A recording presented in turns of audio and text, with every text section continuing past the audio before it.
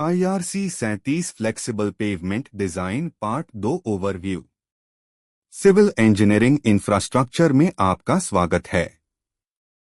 यह IRC 37 flexible pavement design series का part 2 है। पार्ट 1 में हमने बेसिक्स, लेयर्स और लोड कॉन्सेप्ट समझा था। अब पार्ट 2 में हम आगे बढ़ते हैं और मटेरियल बिहेवियर, CBR, ड्रेनेज और पेवमेंट रिस्पॉन्स को समझेंगे। इस पार्ट 2 में हम स्लाइड 11 से स्लाइड 20 तक का पूरा ओवरव्यू कवर करेंगे। Section 1, part introduction. स्लाइड में लिखा है, this is part 2 of IRC 37 flexible pavement design series. और यह सेक्शन कवर करता है मटेरियल बिहेवियर, स्टेबलाइज्ड लेयर्स और pavement response concepts. Engineering note में साफ लिखा है कि मटेरियल बिहेवियर और लेयर इंटरैक्शन ही पेवमेंट परफॉर्मेंस को कंट्रोल करते हैं। यानी पेवमेंट की स्ट्रेंथ केवल थिकनेस से नहीं आती। मटेरियल क्वालिटी और लेयर्स का इंटरैक्शन इक्वली इंपॉर्टेंट होता है। Section 2, content structure. अब बीच में टेबल दिया गया है जिसमें स्लाइड 11 से स्लाइड 20 तक का पूरा स्ट्रक्चर दिया गया है। स्लाइड 11 में सबग्रेड कंपैक्शन एंड डेंसिटी, यह स्ट्रेंथ और स्टेबिलिटी कंट्रोल करता है। स्लाइड 12 में कैलिफोर्निया बेरिंग रेशियो यानी CBR, यह सबग्रेड स्ट्रेंथ इवैल्यूएशन के लिए यूज होता है। स्लाइड 13 में इफेक्टिव CBR कॉन्सेप्ट यानी कंबाइंड सबग्रेड बिहेवियर।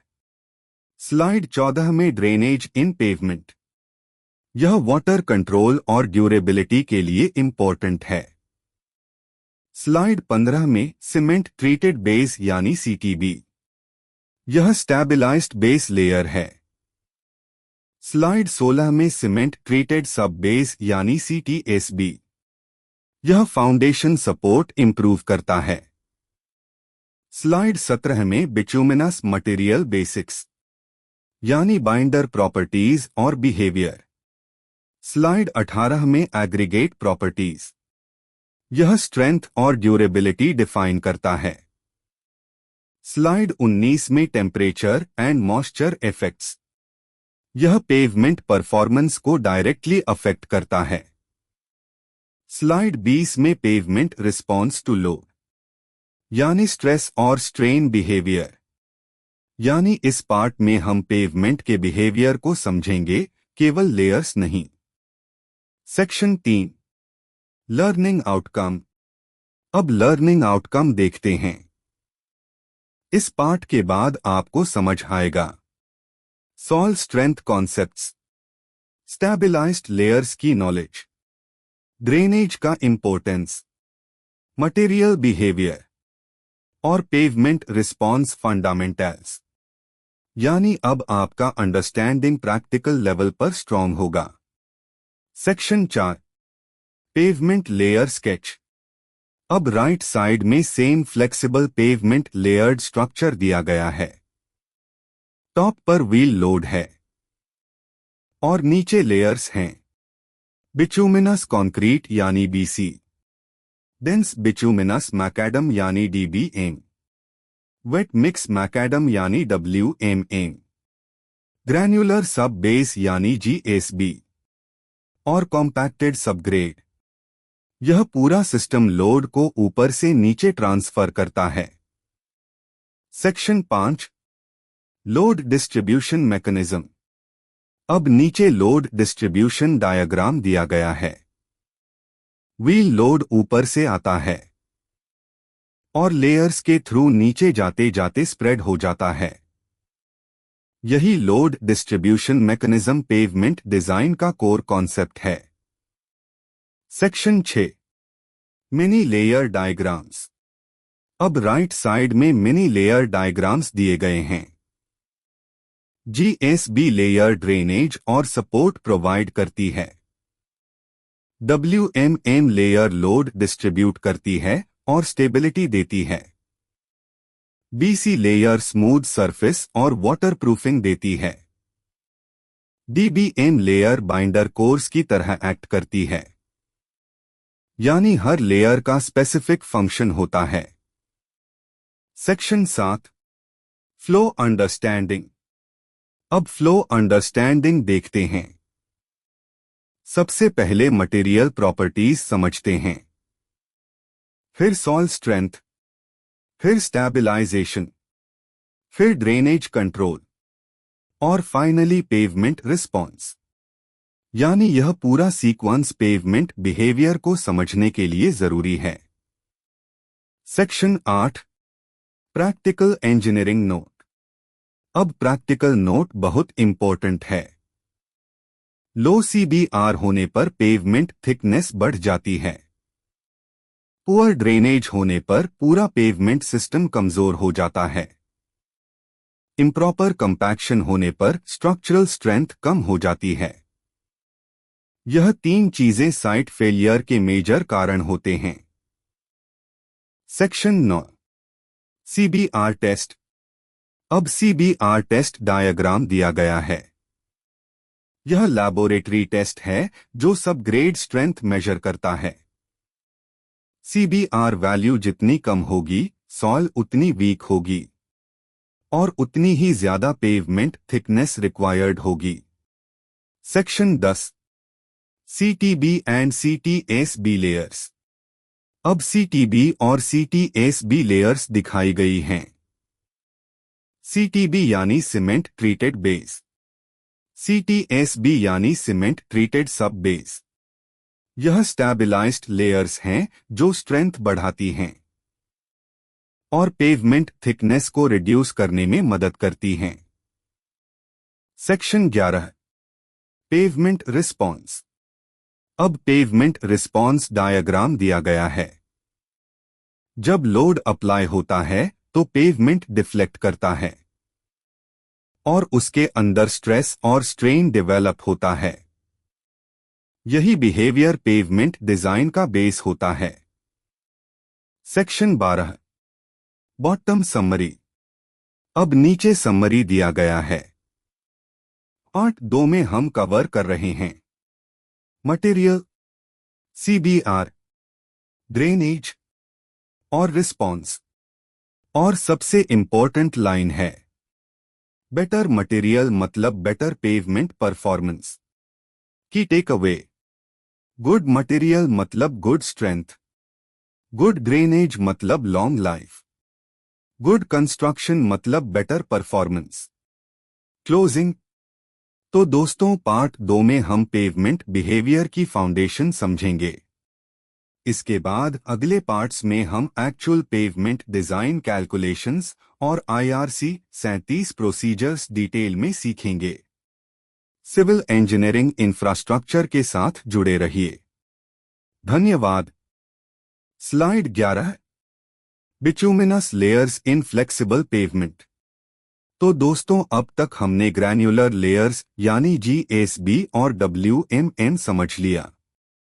लेकिन अब पेवमेंट का सबसे विजिबल, सबसे क्रिटिकल और डायरेक्टली ट्रैफिक कैरिंग पोर्शन समझते हैं, और वह है बिटुमिनस लेयर्स। यही लेयर्स व्हीकल टायर के डायरेक्ट कांटेक्ट में रहती हैं। यही राइडिंग क्वालिटी डिसाइड करती हैं और यही पेवमेंट ड्यूरेबिलिटी को कंट्रोल करती हैं। अगर बिटुमिनस लेयर प्रॉपरली डिजाइंड और कॉम्पैक्टेड हो तो रोड स्मूथ, सेफ और लॉन्ग लास्टिंग बनता है। लेकिन अगर टेम्परेचर, मिक्स क्वालिटी या कंपैक्शन खराब हुआ तो पेवमेंट जल्दी फेल हो सकता है। तो चलिए अब पूरी स्लाइड को डिटेल में समझते हैं। एक introduction to bituminous layers. Bituminous layers asphalt based pavement layers होती हैं जो ग्रैन्युलर लेयर्स के ऊपर प्रोवाइड की जाती हैं। इनका मेन काम क्या है? डायरेक्ट व्हील लोड कैरी करना, स्मूथ राइडिंग सरफेस प्रोवाइड करना और यहां बिटुमेन एग्रीगेट्स को बाइंड करने का काम करता है। अब नीचे इंजीनियरिंग नोट देखिए। Bituminous layer performance controls pavement riding quality and durability. और प्रैक्टिकल हाईवे इंजीनियरिंग में यह बहुत इंपॉर्टेंट कॉन्सेप्ट है। अब दूसरा टॉपिक देखते हैं। टू की cap main bituminous layers in flexible pavement. यहां दो मेन बिटुमिनस लेयर्स दिखाई गई हैं। A wearing course, B binder course. अब दोनों का फंक्शन अलग अलग होता है। Wearing course directly traffic contact में रहती है, जबकि binder course structural support provide करती है। अब तीसरा टॉपिक देखते हैं। तीन wearing course. Wearing course top most pavement layer होती है, जो डायरेक्टली ट्रैफिक और एनवायरनमेंट के कांटेक्ट में रहती है। अब इसके फंक्शंस समझते हैं। Smooth riding surface, skid resistance, waterproofing, traffic wear resistance, noise reduction. अब कॉमन मटेरियल्स देखिए। बिटुमिनस कंक्रीट यानी बीसी, स्टोन मैट्रिक्स एस्फाल्ट यानी एसएनए। अब टिपिकल थिकनेस देखिए। Generally 30 mm to 50 mm। अब नीचे इंपॉर्टेंट पॉइंट देखिए। Surface quality mainly depends on wearing course, यानी राइडिंग कंफर्ट इसी लेयर पर डिपेंड करता है। अब चौथा टॉपिक देखते हैं। 4 binder course. Binder course intermediate asphalt structural layer होती है, जो वेयरिंग कोर्स के नीचे प्रोवाइड की जाती है।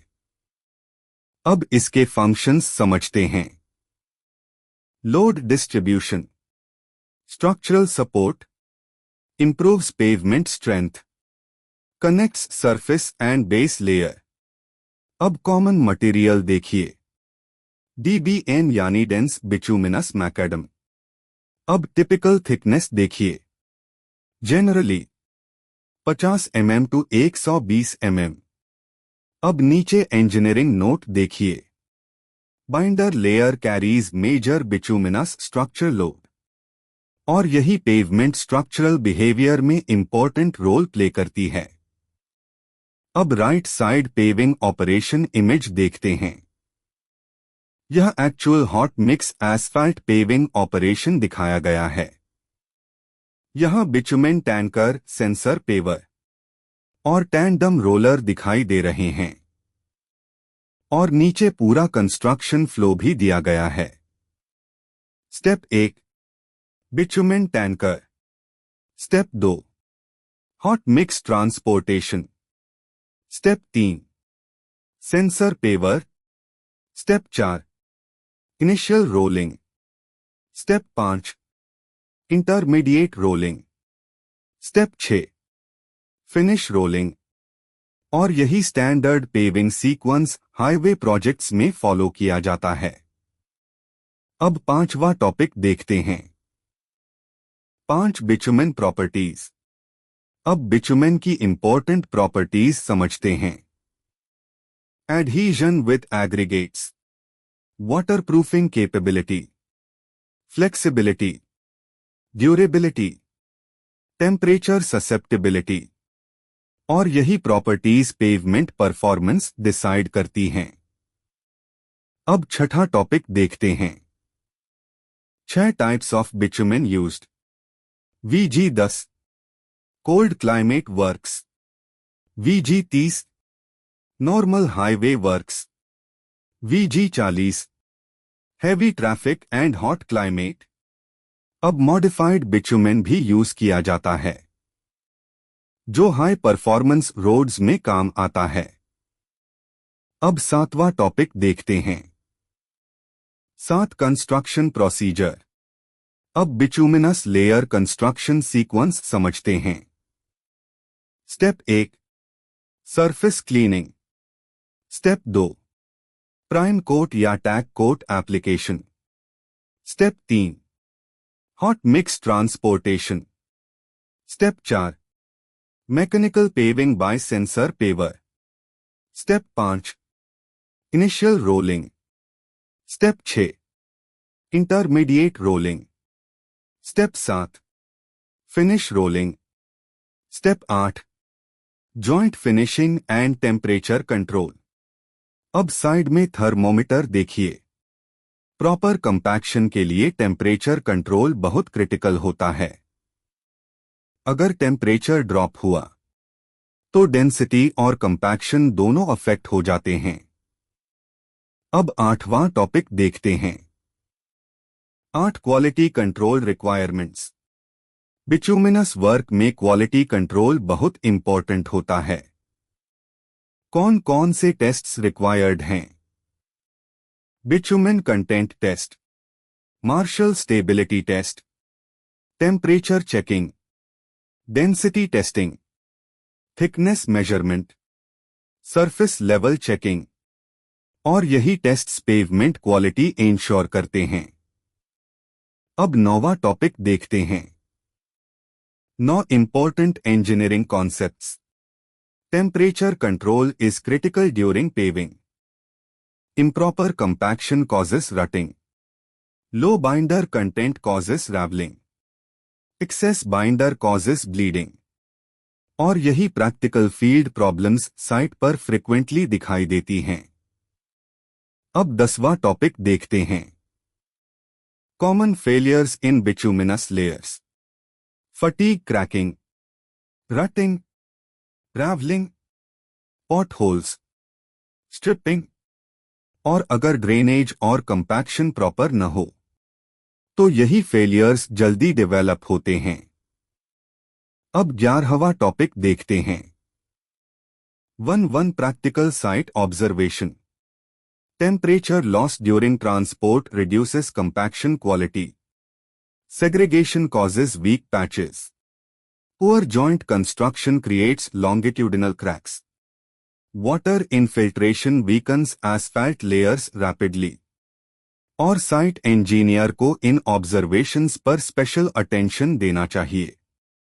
अब 12वां टॉपिक देखते हैं। 1 to interview question box. Q. Which layer directly contacts vehicle tire? Answer. Wearing course. Q. Why is tack coat applied? Answer. To provide bonding between layers. अब नीचे 1 शॉर्ट रिवीजन देखते हैं। BC riding quality plus skid resistance. DBM load distribution plus structural strength. WMM/GSB support structure plus drainage. Subgrade foundation soil plus load support. अब नीचे load distribution diagram देखिए। Wheel load ऊपर से नीचे स्प्रेड हो रहा है और स्ट्रेस डेप्थ के साथ रिड्यूस हो रहा है। अब सबसे नीचे फाइनल कॉन्सेप्ट्स देखिए। Higher temperature control, better compaction plus better performance, लेकिन poor drainage, asphalt damage plus pavement failure. और दोस्तों, अगर आपको यह practical highway engineering explanation useful लग रहा है तो वीडियो को लाइक जरूर करें, चैनल को सब्सक्राइब करें और बेल आइकन प्रेस करें ताकि पेवमेंट इंजीनियरिंग की ऐसी डिटेल्ड टेक्निकल वीडियोस आप मिस न करें।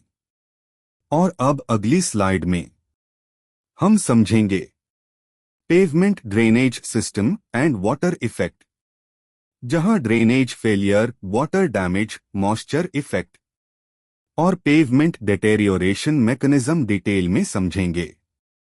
Slide 12 drainage requirements in flexible pavement.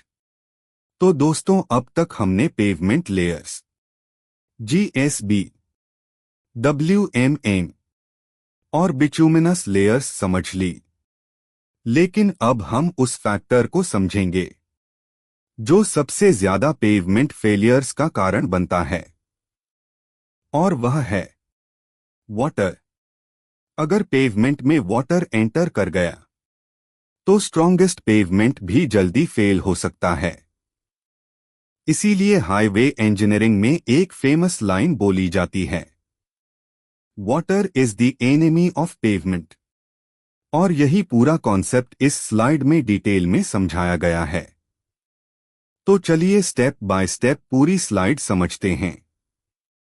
एक introduction to pavement drainage. Drainage एक सिस्टम होता है जो पेवमेंट स्ट्रक्चर से सरफेस और सबसरफेस वाटर को रिमूव करता है। अब यहां सबसे इंपॉर्टेंट बात क्या है? वाटर पेवमेंट डिटेरियोरेशन का मेजर कॉज होता है। अगर वाटर पेवमेंट लेयर्स में चला गया तो सबग्रेड वीक होने लगती है, सीबीआर रिड्यूस होता है और पेवमेंट डिस्ट्रेस शुरू हो जाते हैं। लेकिन प्रॉपर ड्रेनेज क्या करता है? पेवमेंट स्ट्रेंथ इंक्रीज करता है, सर्विस लाइफ बढ़ाता है। अब नीचे इंजीनियरिंग नोट देखिए। Good drainage is essential for durable pavement performance. और फील्ड इंजीनियरिंग में यह बहुत क्रिटिकल कॉन्सेप्ट है। अब दूसरा टॉपिक देखते हैं, दो objectives of pavement drainage. Drainage system का मेन ऑब्जेक्टिव क्या है? Prevent water infiltration, maintain subgrade strength, reduce pavement deformation, prevent stripping and potholes, improve pavement durability। और यही प्रॉपर पेवमेंट ड्रेनेज सिस्टम का मेन पर्पस है। अब तीसरा टॉपिक देखते हैं, 3 टाइप्स ऑफ ड्रेनेज। यहां 2 मेजर ड्रेनेज सिस्टम्स दिए गए हैं। एक सरफेस ड्रेनेज, यह पेवमेंट सरफेस से रेन वाटर रिमूव करता है। अब मेथड्स देखिए, camber, cross slope, side drain, median drain.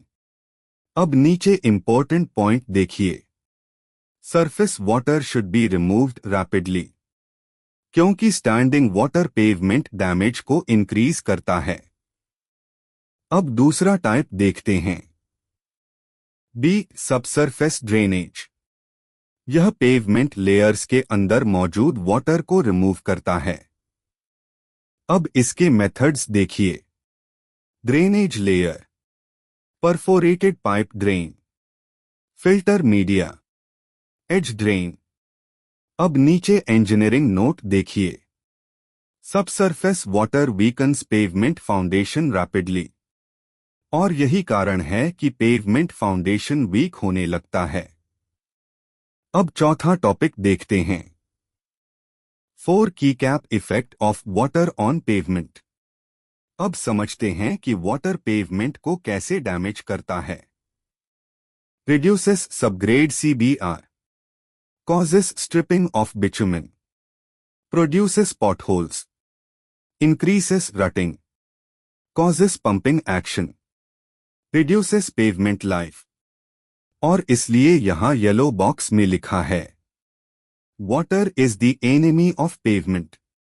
अब right side highway drainage section देखते हैं। यह पूरा ड्रेनेज मैकेनिज्म दिखाया गया है।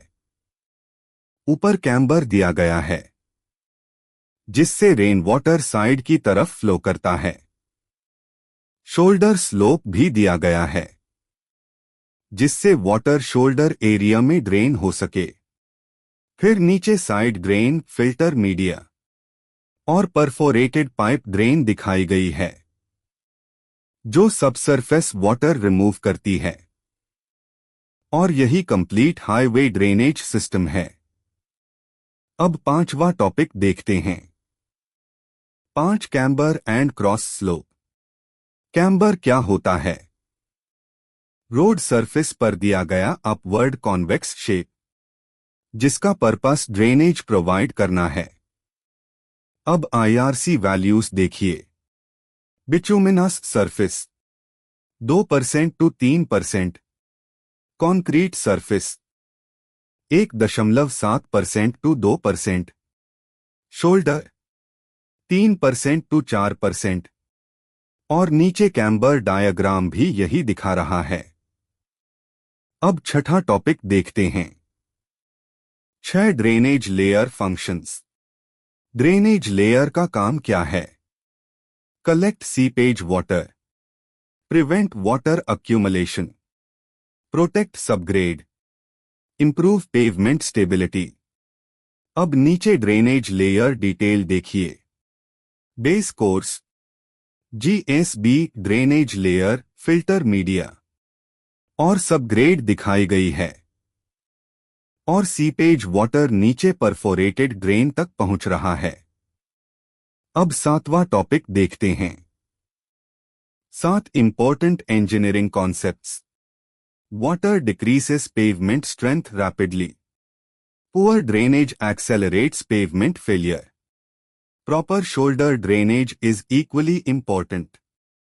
Edge drainage improves pavement performance. अब नीचे इनफिल्ट्रेशन डायग्राम देखिए। वाटर ऊपर से पेवमेंट में एंटर कर रहा है और सबग्रेड तक पहुंचकर स्ट्रेंथ रिड्यूस कर रहा है। यही एक्चुअल फील्ड प्रॉब्लम होती है। अब 8वां टॉपिक देखते हैं। 8 common drainage failures. Water stagnation, shoulder erosion, edge failure, potholes, stripping, settlement और राइट साइड इमेजेस में यही फेलियर्स दिखाई गए हैं। अब 9वां टॉपिक देखते हैं। 9 practical site observation. Blocked side drains cause pavement damage. Water stagnation weakens shoulder area. Poor camber causes surface ponding. Inadequate drainage leads to premature pavement failure. और फील्ड इंस्पेक्शन में यही ऑब्जर्वेशंस सबसे ज्यादा दिखाई देते हैं। अब 10वां टॉपिक देखते हैं। Maintenance requirements. Proper drainage maintenance बहुत जरूरी है। Cleaning side drains, removing blockage, shoulder maintenance, repairing halogen, maintaining cross slope. अगर मेंटेनेंस नहीं होगी तो ड्रेनेज सिस्टम फेल हो जाएगा। अब 11वां टॉपिक देखते हैं। 1 interview question box. Q why is drainage important in pavement design? Answer, because water reduces pavement strength and durability. Q which drainage type removes surface rain water? Answer, surface drainage. अब नीचे cross section diagram देखिए। Surface drainage ऊपर water remove कर रही है और subsurface drainage नीचे internal water remove कर रही है। अब बॉटम सेक्शन देखते हैं। Surface drainage features. Camber, cross slope, side drain, median drain. अब सबसरफेस ड्रेनेज सिस्टम देखिए। Filter media, perforated pipe drain और एज ड्रेन दिखाया गया है। अब aggregate and bitumen bonding concept देखिए। Strong bond pavement durability increase करता है। अब टेम्परेचर इफेक्ट भी दिया गया है। हाई टेम्परेचर में विस्कोसिटी लो होती है। लो टेम्परेचर में वाटर फ्रीज भी हो सकता है और दोनों कंडीशंस ड्रेनेज परफॉर्मेंस को अफेक्ट करती हैं। अब सबसे नीचे फाइनल कंक्लूजन देखिए। Good drainage, strong pavement, remove water, protect foundation, improve strength, increase pavement life. और यही कंप्लीट ड्रेनेज इंजीनियरिंग कॉन्सेप्ट है। और अब अगली स्लाइड में हम समझेंगे failure criteria in flexible pavement, जहां फटीग फेलियर, रटिंग फेलियर और डिजाइन लाइफ क्राइटेरिया डिटेल में समझेंगे। Slide 13, fatigue cracking criteria. तो दोस्तों, अब तक हमने पेवमेंट कॉम्पोजिशन, ड्रेनेज सिस्टम और लोड ट्रांसफर मैकेनिज्म समझ लिया। लेकिन अब हम उस फेलियर मैकेनिज्म को समझेंगे जो फ्लेक्सिबल पेवमेंट डिजाइन का सबसे क्रिटिकल स्ट्रक्चरल कॉन्सेप्ट माना जाता है, और वह है फटीग क्रैकिंग। यह वही फेलियर है जो शुरुआत में पेवमेंट के अंदर डेवलप होता है, लेकिन धीरे धीरे पूरी रोड सरफेस को डैमेज कर देता है, और इसी कारण IRC 37 फटीग क्राइटेरिया को बहुत ज्यादा इंपॉर्टेंस देता है। तो चलिए अब पूरी slide step by step detail में समझते हैं। एक इंट्रोडक्शन टू फटीग क्रैकिंग। सबसे पहले समझते हैं फटीग क्रैकिंग एक्चुअली होता क्या है। फटीग क्रैकिंग बिटुमिनस लेयर में होने वाली क्रैकिंग है, जो रिपीटेड ट्रैफिक लोडिंग और टेंसाइल स्ट्रेन के कारण डेवलप होती है। अब यहां सबसे इंपॉर्टेंट बात क्या है, यह क्रैकिंग ऊपर सरफेस से शुरू नहीं होती, बल्कि यह बिटुमिनस लेयर के बॉटम से शुरू होकर ऊपर की तरफ प्रोपैगेट करती है। और यही कारण है कि कई बार पेवमेंट ऊपर से ठीक दिखाई देता है, लेकिन अंदर डैमेज शुरू हो चुका होता है। अब नीचे इंजीनियरिंग नोट देखिए। Repeated wheel load causes gradual structural damage. और यही फटीग फेलियर का पूरा बेस कॉन्सेप्ट है। अब दूसरा टॉपिक देखते हैं, दो मैकेनिज्म ऑफ फटीग क्रैकिंग। अब fatigue cracking step by step कैसे डेवलप होती है, इसे समझते हैं। स्टेप 1, व्हील लोड पेवमेंट पर आता है और बिटुमिनस लेयर के बॉटम में टेंसाइल स्ट्रेस डेवलप होता है। स्टेप 2, रिपीटेड लोड रेपिटेशंस की वजह से माइक्रो क्रैक्स डेवलप होने लगते हैं। स्टेप 3, ट्रैफिक मूवमेंट के साथ क्रैक्स ऊपर की तरफ प्रोपैगेट करते हैं। स्टेप 4, ये क्रैक्स इंटरकनेक्टेड होकर एलिगेटर क्रैकिंग पैटर्न बना देते हैं, और यही फटीग फेलियर मैकेनिज्म कहलाता है। अब नीचे इंपॉर्टेंट पॉइंट देखिए। Fatigue failure depends on load repetition and tensile strain, यानी जितना ज्यादा ट्रैफिक रेपिटेशन होगा, उतनी जल्दी फटीग डैमेज डेवलप होगा। अब तीसरा टॉपिक देखते हैं, 3 कॉजेज ऑफ फटीग क्रैकिंग। अब समझते हैं फटीग क्रैकिंग किन कारणों से डेवलप होती है। Repeated heavy axle loading, thin bituminous layer, weak base support, poor compaction, ageing of bitumen, temperature variation, और प्रैक्टिकल हाईवे प्रोजेक्ट्स में यही मेजर कॉजेस सबसे ज्यादा दिखाई देते हैं। अब चौथा टॉपिक देखते हैं, 4 टाइप्स ऑफ फटीग क्रैक्स। यहां डिफरेंट फटीग क्रैक पैटर्न्स दिए गए हैं। एक लॉन्गिट्यूडिनल क्रैक्स, ये ट्रैफिक डायरेक्शन के पैरेलल डेवलप होते हैं। बी, एलिगेटर क्रैक्स, यह इंटरकनेक्टेड ब्लॉक पैटर्न बनाते हैं जो क्रोकोडाइल स्किन जैसा दिखाई देता है, और यही फटीग फेलियर का सबसे कॉमन पैटर्न होता है। सी, व्हील पाथ क्रैक्स, ये हेविली ट्रैफिक्ड व्हील जोन्स में डेवलप होते हैं जहां एक्सल लोडिंग सबसे ज्यादा होता है। अब right side fatigue failure mechanism diagram देखते हैं। ऊपर व्हील लोड एक्ट कर रहा है, लोड नीचे लेयर्स में डिस्ट्रीब्यूट हो रहा है, लेकिन maximum tensile strain bituminous layer के बॉटम में डेवलप हो रहा है, और यही क्रैक इनिशिएशन जोन है। अब right side realistic fatigue pattern देखिए। यह एक्चुअल एलिगेटर क्रैकिंग अपीयरेंस दिखा रहा है। अब पांचवा टॉपिक देखते हैं, 5 फटीग फेलियर जोन। यहां क्लियरली बताया गया है कि मैक्सिमम टेंसाइल स्ट्रेन कहां डेवलप होता है, बॉटम ऑफ बिटुमिनस लेयर, और यही लोकेशन फटीग क्रैकिंग इनिशिएशन का मेन जोन होता है। अब नीचे इंजीनियरिंग कॉन्सेप्ट देखिए। Higher tensile strain reduces pavement fatigue life, यानी टेंसाइल स्ट्रेन जितना ज्यादा होगा पेवमेंट लाइफ उतनी कम होगी। अब छठा टॉपिक देखते हैं। 6 important IRC 37 concept. IRC 37 fatigue criteria mainly किन चीजों को कंट्रोल करता है?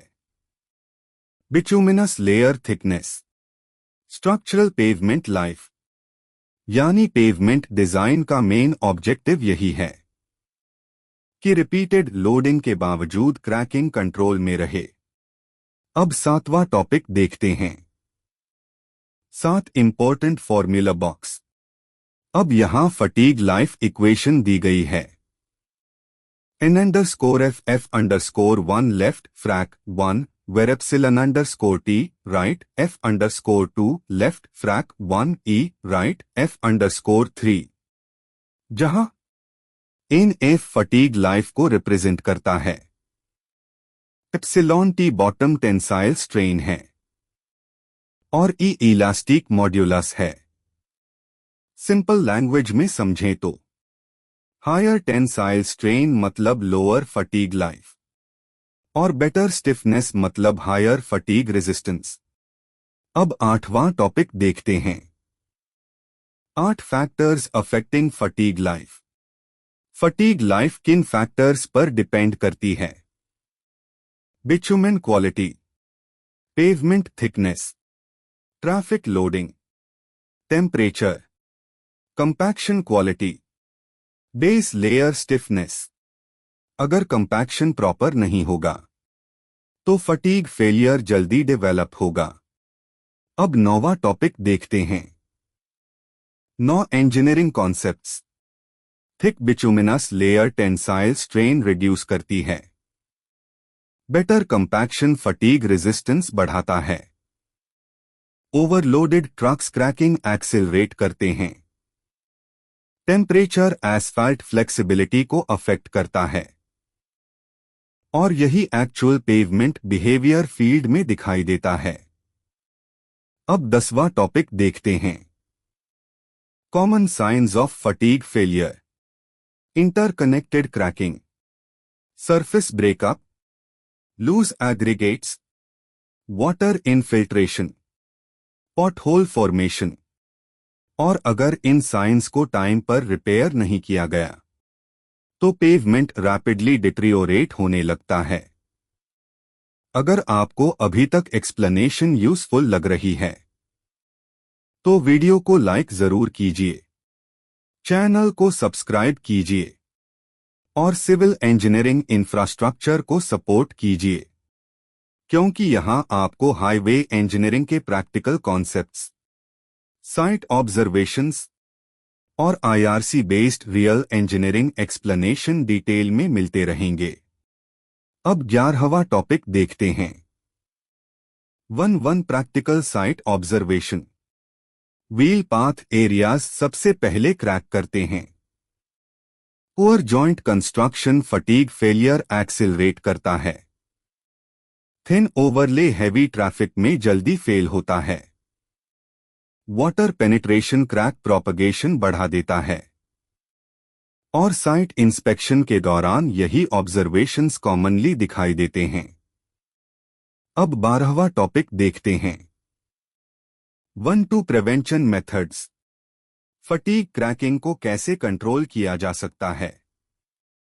Proper pavement thickness, high quality compaction, better drainage, timely crack sealing, controlled axle loading.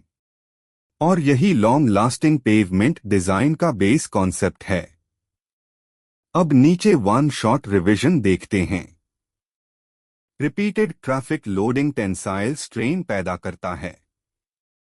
High tensile strain fatigue life reduce करता है। Thicker asphalt layer better fatigue resistance देता है। Good drainage और good compaction fatigue life increase करते हैं। और fatigue control मतलब long lasting pavement. अब इंटरव्यू क्वेश्चन बॉक्स देखते हैं। Q. Where does fatigue cracking initiate? Answer. at the bottom of bituminous layer. Q. What is alligator cracking? Answer. Interconnected fatigue cracks caused by repeated traffic loading. और यही पूरा fatigue cracking criteria IRC 37 pavement design का सबसे important structural failure concept है। और अगली slide में हम समझेंगे रटिंग फेलियर क्राइटेरिया, जहां permanent deformation, wheel path rutting और सबग्रेड डिफॉर्मेशन डिटेल में समझेंगे। Slide 14, rutting criteria in flexible pavement. अब हम फ्लेक्सिबल पेवमेंट का एक बहुत इंपॉर्टेंट फेलियर क्राइटेरियन समझते हैं। Rutting criteria in flexible pavement, permanent deformation under traffic loading. तो चलिए इस पूरे कॉन्सेप्ट को स्टेप बाय स्टेप समझते हैं। एक इंट्रोडक्शन टू रटिंग। रटिंग वह परमानेंट लॉन्गिट्यूडिनल डिफॉर्मेशन है जो रिपीटेड व्हील लोडिंग के कारण व्हील पाथ में डेवलप होती है। यह डिप्रेशन फॉर्म करती है और व्हीकल उसी पाथ में नीचे बैठने लगते हैं। Engineering note: rutting mainly heavy traffic lens में डेवलप होती है। दो mechanism of rutting failure. Step 1, heavy wheel load vertical compressive stress apply करता है। स्टेप 2, रिपीटेड लोडिंग से लेयर्स डेंसिफाई होती हैं। Step 3, wheel path depression develop होता है। स्टेप 4, परमानेंट रट फॉर्मेशन हो जाता है।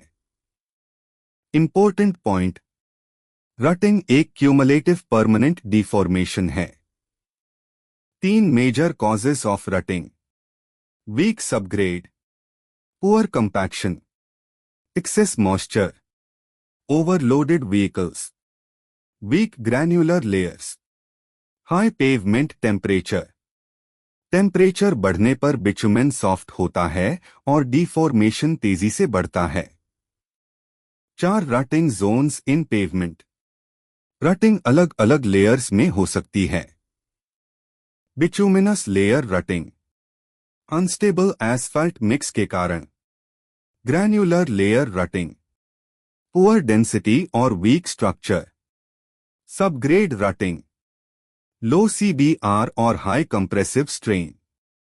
5 effect of rutting: poor riding quality, water stagnation, vehicle instability, accident risk, reduced pavement life.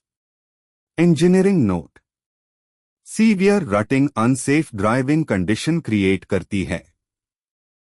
6 important IRC 37 concept. Rutting control होता है वर्टिकल कंप्रेसिव स्ट्रेन से जो सबग्रेड पर डेवलप होती है। 7 इंपॉर्टेंट फॉर्मूला, जहां NR rutting life, z compressive strain on subgrade. Compressive strain कम होगी तो रटिंग लाइफ ज्यादा होगी। 8 factors affecting rutting resistance: proper compaction, higher pavement thickness, better aggregate interlock, strong subgrade, temperature control, good drainage. 9 engineering concepts. Higher compressive strain मतलब lower rutting life. Weak subgrade deformation बढ़ाता है। Water layer stability reduce करता है। Thicker pavement stress reduce करता है।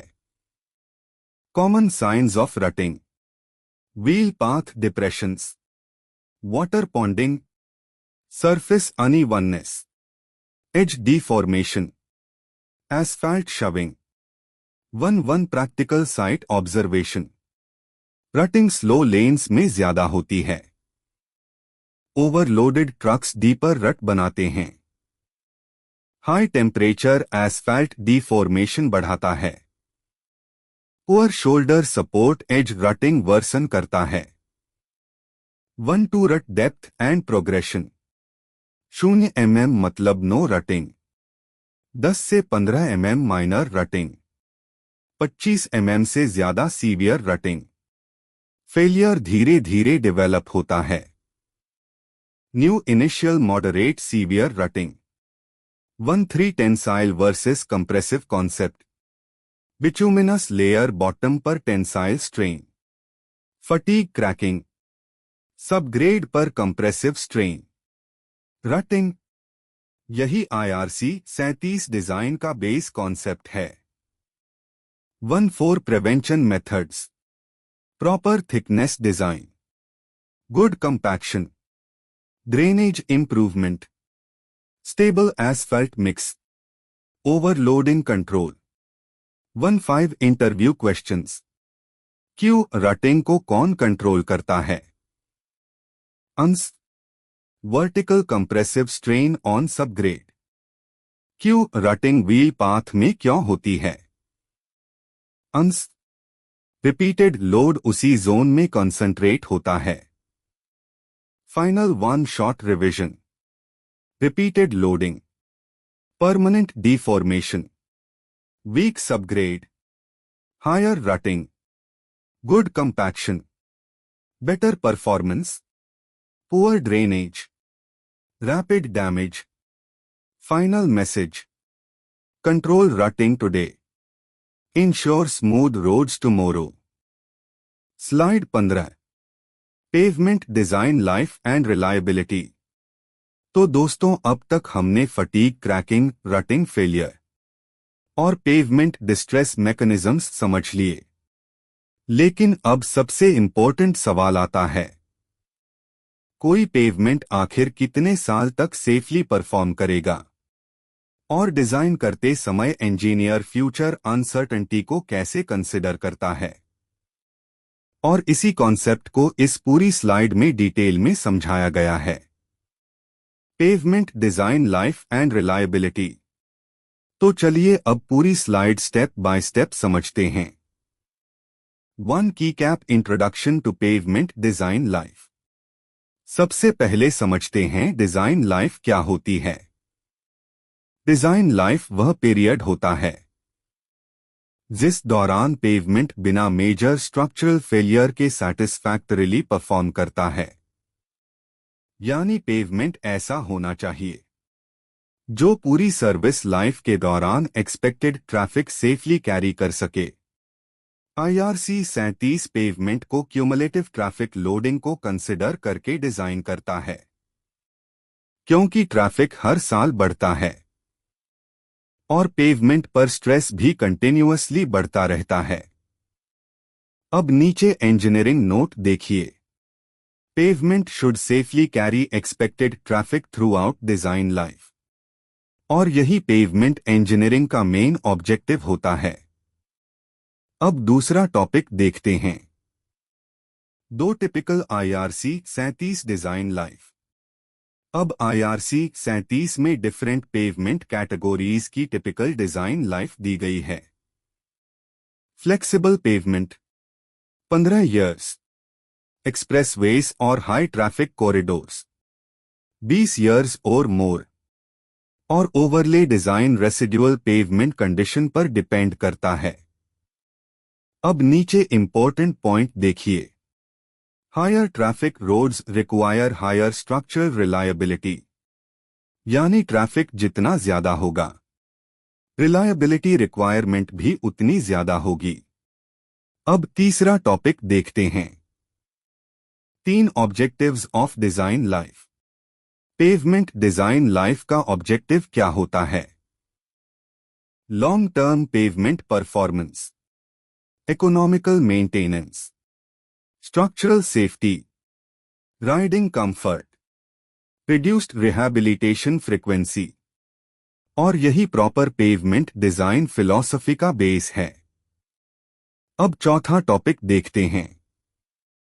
4 what is reliability. अब reliability concept समझते हैं। रिलायबिलिटी वह प्रोबेबिलिटी है कि पेवमेंट अपनी डिजाइन लाइफ के दौरान एक्सपेक्टेड ट्रैफिक और एनवायरमेंटल कंडीशंस में सैटिस्फैक्टरीली परफॉर्म करेगा। सिंपल लैंग्वेज में समझें तो रिलायबिलिटी मतलब फ्यूचर अनसर्टेनिटी को कंसिडर करके सेफर डिजाइन प्रोवाइड करना। अब नीचे इंजीनियरिंग नोट देखिए। Reliability accounts for uncertainties in design and field conditions. क्योंकि एक्चुअल फील्ड कंडीशंस हमेशा आइडियल नहीं होती। Traffic variation, drainage issue, overloading, poor compaction, ये सब पेवमेंट परफॉर्मेंस को अफेक्ट करते हैं। अब पांचवा टॉपिक देखते हैं। 5 फैक्टर्स अफेक्टिंग रिलायबिलिटी। रिलायबिलिटी किन फैक्टर्स पर डिपेंड करती है? Traffic variation, construction quality, material properties, drainage condition, climatic variation, axle overloading. और प्रैक्टिकल हाईवे प्रोजेक्ट्स में यही फैक्टर्स पेवमेंट लाइफ को डायरेक्टली अफेक्ट करते हैं। अब right side pavement life cycle diagram देखते हैं। Stage 1 initial excellent condition. Stage 2 gradual deterioration under traffic. Stage 3 visible distress formation. Stage 4 maintenance requirement. Stage 5 rehabilitation और overlay. यही पूरा पेवमेंट लाइफ साइकिल होता है और यही रीजन है कि टाइमली मेंटेनेंस बहुत जरूरी होती है। अब छठा टॉपिक देखते हैं। 6 की cap importance of reliability in pavement design. Reliability क्यों जरूरी है? Reduces risk of premature failure, improves pavement durability, ensures safer design, increases confidence in structural performance। और इसी कारण इम्पोर्टेंट हाईवेज में हायर रिलायबिलिटी अडॉप्ट की जाती है। अब नीचे पेवमेंट सर्विसिबिलिटी डिक्लाइन कर्व देखते हैं। यह ग्राफ दिखा रहा है कि टाइम के साथ पेवमेंट कंडीशन कैसे रिड्यूस होती है। शुरुआत में पेवमेंट एक्सीलेंट कंडीशन में होता है, फिर क्रैक इनिशिएशन शुरू होती है, फिर क्रैक प्रोपगेशन और रटिंग डेवलपमेंट होता है। उसके बाद मेंटेनेंस रिक्वायर्ड होने लगती है और फाइनली रिहैबिलिटेशन या ओवरले की जरूरत पड़ती है। यही एक्चुअल पेवमेंट डिटेरियोरेशन बिहेवियर है। अब right side serviceability level guide देखिए। Psi 4 to 5 very good, psi 3 to 4 good, psi 2 to 3 fair, psi 1 to 2 poor, psi 0 to 1 very poor. और pavement rehabilitation generally lower psi condition में required होती है। अब सातवां topic देखते हैं। 7 pavement performance concept. Pavement performance अलग अलग स्टेजेस में डिटेरियोरेट करता है। Stage 1 initial excellent condition. Stage 2 gradual deterioration under traffic. Stage 3 visible distress formation. Stage 4 maintenance requirement. Stage 5 rehabilitation और ओवरले। और यही फुल पेवमेंट सर्विस साइकिल कहलाता है। अब 8वां टॉपिक देखते हैं। 8 पेवमेंट सर्विसिबिलिटी लॉस। अब समझते हैं पेवमेंट सर्विसिबिलिटी क्यों रिड्यूस होती है। मेन कॉजेस हैं fatigue cracking, rutting, water damage, ageing of bitumen, traffic overloading. और साइड इमेजेस में यही फेलियर्स दिखाए गए हैं। अब 9वां टॉपिक देखते हैं। 9 important engineering concepts. Higher reliability requires stronger pavement. Overloaded traffic reduces design life rapidly. Good drainage increases pavement life. Timely maintenance delays deterioration. और यही प्रैक्टिकल पेवमेंट इंजीनियरिंग कॉन्सेप्ट्स हैं। अगर आपको यह डिटेल्ड IRC 37 एक्सप्लेनेशन यूजफुल लग रही है तो वीडियो को लाइक जरूर कीजिए, चैनल को सब्सक्राइब कीजिए और सिविल इंजीनियरिंग इंफ्रास्ट्रक्चर को सपोर्ट कीजिए, क्योंकि यहां आपको हाईवे इंजीनियरिंग के practical concepts, IRC based design explanation और रियल साइट ऑब्जर्वेशंस डिटेल में मिलते हैं। अब 10वां टॉपिक देखते हैं, design considerations in IRC 37। IRC 37 design करते समय किन फैक्टर्स को कंसिडर करता है? Traffic growth projection, cumulative axle loading, climatic effects, material stiffness, fatigue and rutting criteria, और इन सभी पैरामीटर्स के आधार पर पेवमेंट थिकनेस फाइनलाइज होती है। अब 11वां टॉपिक देखते हैं, 1 practical site observation. Mining roads में पेवमेंट डिटेरियोरेशन तेजी से होता है। Poor maintenance service life reduce करता है। Water stagnation structural failure accelerate करता है। Heavy axle overloading pavement life drastically reduce करता है। और यही actual field observations highway projects में कॉमनली दिखाई देते हैं। अब 12वां टॉपिक देखते हैं, 1-2 common reasons for premature failure. Incorrect traffic prediction, poor compaction, weak drainage, thin pavement layers, low quality materials. और अगर ये मिस्टेक्स डिजाइन या कंस्ट्रक्शन स्टेज में हो जाएं, तो पेवमेंट जल्दी फेल हो सकता है।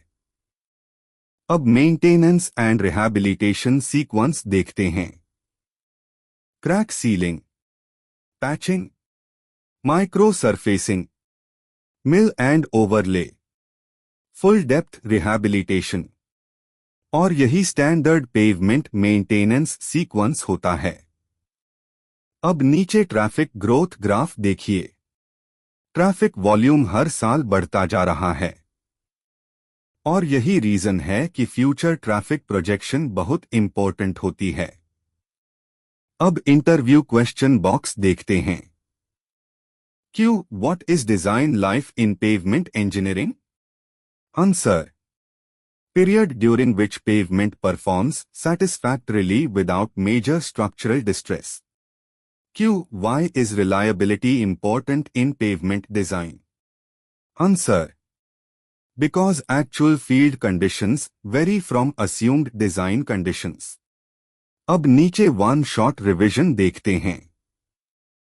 Design life expected service period को रिप्रेजेंट करती है। Higher reliability safer pavement design देती है।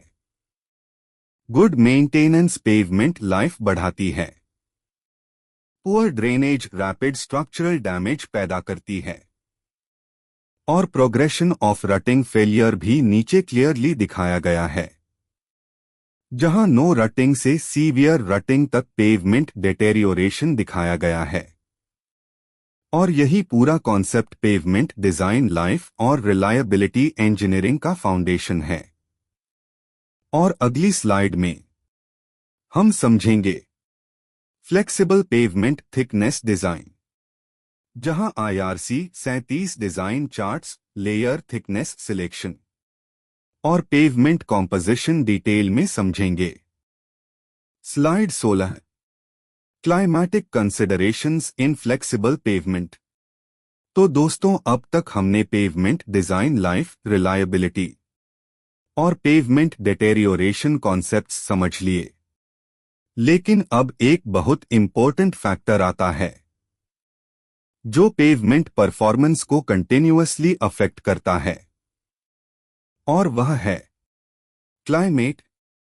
क्योंकि चाहे पेवमेंट डिजाइन कितना भी अच्छा हो, अगर क्लाइमेटिक कंडीशंस को प्रॉपरली कंसिडर नहीं किया गया, तो पेवमेंट जल्दी डिटेरियोरेट होने लगता है। इसीलिए आईआरसी 37 में क्लाइमेटिक कंसिडरेशंस को बहुत इंपॉर्टेंस दी जाती है। तो चलिए अब पूरी slide step by step detail में समझते हैं। एक इंट्रोडक्शन टू क्लाइमेटिक इफेक्ट्स। सबसे पहले समझते हैं क्लाइमेट पेवमेंट को कैसे अफेक्ट करता है। क्लाइमेट फ्लेक्सिबल पेवमेंट की परफॉर्मेंस और ड्यूरेबिलिटी को सिग्निफिकेंटली इन्फ्लुएंस करता है। टेम्परेचर और moisture variation pavement strength, deformation और क्रैकिंग बिहेवियर को अफेक्ट करते हैं। हाई टेम्परेचर में बिटुमेन सॉफ्ट होने लगता है और एक्सेसिव मॉइस्चर सबग्रेड को वीक कर देती है। अब नीचे इंजीनियरिंग नोट देखिए। Environmental conditions directly control pavement deterioration rate, और यही प्रैक्टिकल हाईवे इंजीनियरिंग का बहुत इंपॉर्टेंट कॉन्सेप्ट है। अब दूसरा टॉपिक देखते हैं। दो मेन क्लाइमेटिक फैक्टर्स। यहां मेजर क्लाइमेटिक फैक्टर्स दिए गए हैं। A temperature, B rainfall and moisture, C freeze and thaw effect, D solar radiation. और ये सभी फैक्टर्स पेवमेंट परफॉर्मेंस को डायरेक्टली इन्फ्लुएंस करते हैं। अब तीसरा टॉपिक देखते हैं। 3 keycap effect of temperature on pavement. अब समझते हैं टेम्परेचर पेवमेंट को कैसे अफेक्ट करता है। High temperature effects, softening of bitumen, increased rutting, asphalt deformation, bleeding tendency. यानी हाई टेम्परेचर में बिटुमिनस लेयर सॉफ्ट होकर डिफॉर्म होने लगती है। अब लो टेम्परेचर इफेक्ट्स देखते हैं। Bitumen hardening, shrinkage cracking, reduced flexibility, और इसी कारण कोल्ड रीजन्स में थर्मल क्रैकिंग ज्यादा दिखाई देती है। अब नीचे इंपॉर्टेंट पॉइंट देखिए। Asphalt behaviour changes significantly with temperature, और यही रीजन है कि क्लाइमेट बेस्ड बिटुमेन सिलेक्शन बहुत जरूरी होता है। अब चौथा टॉपिक देखते हैं। 4 की cap effect of moisture on pavement. अब समझते हैं मॉइस्चर पेवमेंट स्ट्रक्चर को कैसे डैमेज करती है। Reduction in subgrade CBR, weakening of granular layers, stripping of bitumen, pothole formation, loss of pavement stability, और प्रैक्टिकल फील्ड कंडीशन में वाटर इन्फिल्ट्रेशन सबसे डेंजरस प्रॉब्लम मानी जाती है। अब नीचे इंजीनियरिंग नोट देखिए। Water is one of the most destructive elements for flexible pavement. और यही कारण है कि ड्रेनेज सिस्टम इतना इंपॉर्टेंट होता है। अब right side climate effect diagram देखते हैं। समर कंडीशन में हीट बिटुमेन को सॉफ्टन कर रही है, जिससे रटिंग इंक्रीज हो रहा है। रेनी सीजन में वाटर इन्फिल्ट्रेशन पेवमेंट लेयर्स और सबग्रेड को वीकन कर रही है, और विंटर सीजन में low temperature shrinkage cracking create कर रहा है। यही एक्चुअल क्लाइमेटिक पेवमेंट बिहेवियर है। अब पांचवा टॉपिक देखते हैं। 5 की cap climatic influence on pavement layers. अब डिफरेंट पेवमेंट लेयर्स पर क्लाइमेट इफेक्ट समझते हैं। बिटुमिनस लेयर टेम्परेचर ससेप्टिबिलिटी से अफेक्ट होती है। ग्रैन्युलर लेयर मॉइस्चर और ड्रेनेज कंडीशन से अफेक्ट होती है। सबग्रेड वाटर कंटेंट वेरिएशन से अफेक्ट होती है। और यही रीजन है कि कंप्लीट पेवमेंट सिस्टम को क्लाइमेट रेजिस्टेंट बनाना जरूरी होता है। अब छठा टॉपिक देखते हैं। 6 drainage and climate relation. Proper drainage moisture damage को कंट्रोल करता है। Edge drainage pavement life improve करता है। शोल्डर ड्रेनेज एरोजन प्रिवेंट करता है, और water stagnation pavement failure accelerate करता है। अब नीचे ड्रेनेज सेक्शन डायग्राम देखिए। कैम्बर वाटर को साइड्स की तरफ फ्लो करा रहा है, और शोल्डर ड्रेन वाटर को सेफली रिमूव कर रहा है। यही आइडियल हाईवे ड्रेनेज कंडीशन होती है। अब 7वां टॉपिक देखते हैं। 7 टेम्परेचर ससेप्टिबिलिटी ऑफ बिचुमेन। अब डिफरेंट बिचुमेन ग्रेड्स की क्लाइमेटिक सूटेबिलिटी देखते हैं। VG10 cold climate, VG30 moderate climate, VG40 hot climate and heavy traffic, modified bitumen, extreme climatic conditions. और इसी आधार पर बिचुमेन ग्रेड सिलेक्शन किया जाता है। अब 8वां टॉपिक देखते हैं। 8 engineering concepts. Higher temperature rutting risk increase करता है। मॉइस्चर सबग्रेड स्ट्रेंथ रिड्यूस करती है। क्लाइमेटिक इफेक्ट्स को मटेरियल सिलेक्शन के दौरान कंसिडर करना चाहिए। Good drainage pavement durability improve करता है। और यही IRC based climate responsive pavement design philosophy है। अब 9वां टॉपिक देखते हैं। 9 common climatic distresses. Rutting during summer, thermal cracking during winter, stripping due to water, potholes after rainfall, shoulder halogen. और साइड इमेजेस में यही क्लाइमेटिक फेलियर्स दिखाए गए हैं। अब 10वां टॉपिक देखते हैं। Practical site observation. Heavy rainfall regions में स्ट्रॉन्गर ड्रेनेज सिस्टम रिक्वायर्ड होता है। ब्लैक कॉटन सॉइल मॉनसून में एक्सपैंड होती है। हाई टेम्परेचर कॉरिडोर्स में एस्फाल्ट ब्लीडिंग दिखाई देता है। वाटरलॉग्ड शोल्डर्स पेवमेंट एज को रैपिडली वीकन करते हैं। और यही ऑब्जर्वेशंस एक्चुअल हाईवे इंस्पेक्शन में फ्रिक्वेंटली दिखाई देती हैं। अब 11वां टॉपिक देखते हैं। 1 climatic design considerations in IRC 37। IRC 37 climate को कंसिडर करते समय किन चीजों पर फोकस करता है? Pavement thickness adjustment, drainage design, bitumen grade selection, moisture control, temperature resistant materials. और इन्हीं पैरामीटर्स के आधार पर ड्यूरेबल पेवमेंट डिजाइन तैयार किया जाता है। अब 12वां टॉपिक देखते हैं। 1 prevention methods. Climate related pavement distress को कैसे रिड्यूस किया जा सकता है? Proper camber and drainage, suitable bitumen grade selection, moisture resistant layers, timely maintenance, crack sealing. और यही लॉन्ग टर्म पेवमेंट परफॉर्मेंस का प्रैक्टिकल सॉल्यूशन है। अब इंटरव्यू क्वेश्चन बॉक्स देखते हैं। Why is climate important in pavement design? Answer: because temperature and moisture affect pavement strength and durability. Which climatic factor reduces subgrade strength?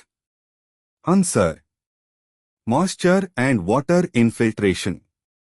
अब नीचे pavement ageing and service life concept देखते हैं।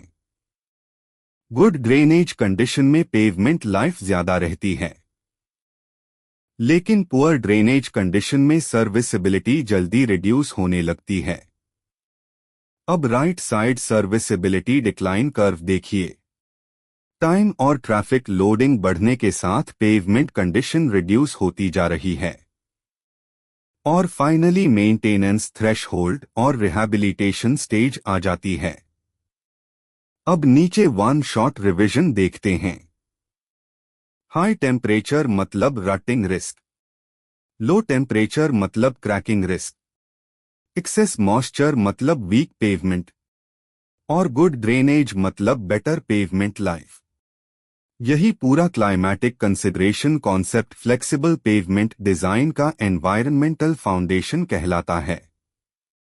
और अगली slide में हम समझेंगे axle load and vehicle damage factor, जहां एसल एक्सल कॉन्फ़िगरेशन और पेवमेंट डैमेज मैकेनिज्म डिटेल में समझेंगे। Slide 17, axle load survey and traffic loading. तो दोस्तों, अब तक हमने क्लाइमेट इफेक्ट, ड्रेनेज और पेवमेंट परफॉर्मेंस कॉन्सेप्ट्स डिटेल में समझ लिए। लेकिन अब हम उस पैरामीटर को समझेंगे जो डायरेक्टली पेवमेंट डैमेज को कंट्रोल करता है, और वह है एक्सल लोड। क्योंकि पेवमेंट फेलियर सिर्फ ट्रैफिक वॉल्यूम से नहीं होता, बल्कि व्हीकल के एक्सल लोड इंटेंसिटी से होता है। इसीलिए IRC 37 में एक्सल लोड सर्वे को बहुत इंपॉर्टेंट माना गया है। तो चलिए अब पूरी slide step by step detail में समझते हैं। 1 की cap introduction to axle load survey. सबसे पहले समझते हैं एक्सल लोड सर्वे क्या होता है। एक्सल लोड सर्वे कमर्शियल व्हीकल्स के एक्सल लोड्स मेजर करने की प्रोसेस होती है। यह हाईवे पर चलने वाले एक्चुअल ट्रैफिक लोडिंग को डिटरमाइन करने के लिए किया जाता है, यानी पेवमेंट पर कितना रियल लोड आ रहा है उसे मेजर किया जाता है। अब नीचे इंजीनियरिंग नोट देखिए। Actual axle load governs pavement damage and design thickness, और यही IRC पेवमेंट डिजाइन फिलॉसफी का फंडामेंटल कॉन्सेप्ट है। अब दूसरा टॉपिक देखते हैं। 2 की कैप objectives of axle load survey. Axle load survey क्यों किया जाता है? Determine traffic loading characteristics, calculate vehicle damage factor यानी VDF, assess overloading condition, estimate pavement design traffic, improve pavement reliability, और यही डेटा आगे पेवमेंट थिकनेस डिजाइन में use होता है। अब तीसरा टॉपिक देखते हैं।